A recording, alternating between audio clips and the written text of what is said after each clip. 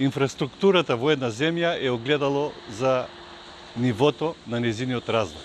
За жал, во изминатите 8 години, власта на Никола Груевски не направи речиси ништо во тој дел.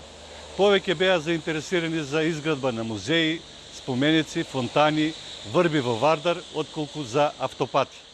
Изгради за 8 години само 7,4 км автопат од Куманово до Табановци.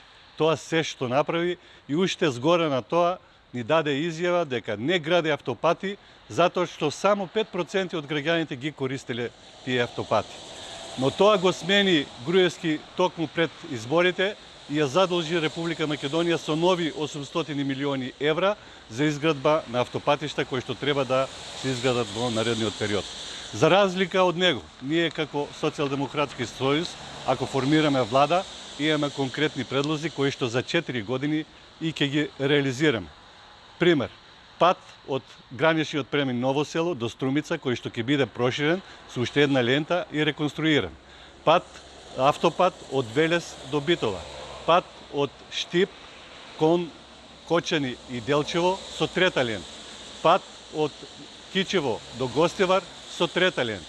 Реконструкција на автопатот од Катланово до Скопје кој што е од Велес до Скопје кој што е во многу лоша состојба и низа на други локални патишта во количина од 1500 километри кои што ќе направат да нема кал во Република Македонија или Македонија едноставно проект Македонија без кал кој што ќе ги поврзи сите населени места. Исто така планираме сите поголеми градови да бидат поврзани со квалитетни патишта и од било кој крај на земјата да може за 90 минути да се стигне на другата страна. Исто и во делот на железничката инфраструктура, каде што и коридорот 8 и коридорот 10 ќе бидат реконструирани и довршени онака како што е договорено и со Европската Унија. Со таква инфраструктура Македонија ќе биде привлечена за странските инвеститори и секако ќе биде едно добро место за живење за граѓаните на Република Македонија.